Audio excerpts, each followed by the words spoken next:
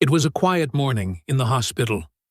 The hallways were calm, nurses were moving from room to room, and in one small room lay a young girl who had been in a coma for several weeks after a terrible accident.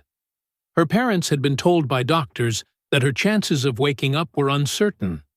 Every day, her mother sat by her bed, holding her hand, whispering stories, prayers, and memories, hoping her daughter could somehow hear her.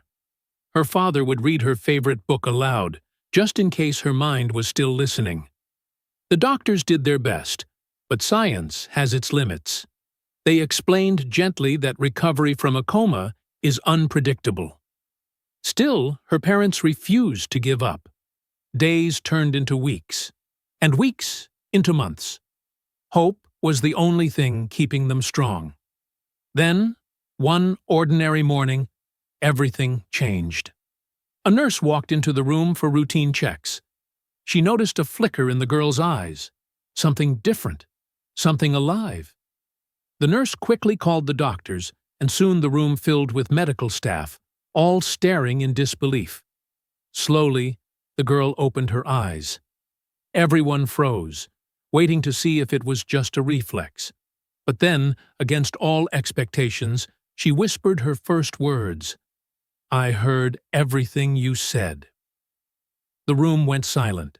Her parents burst into tears, overwhelmed by the miracle they had been praying for. The doctors were stunned.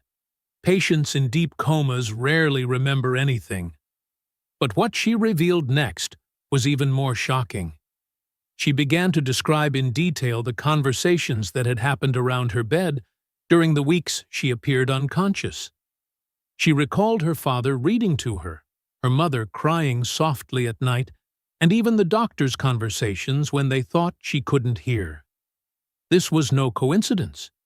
She explained that, even though her body was unresponsive, her mind was awake, trapped, listening, and fighting to come back.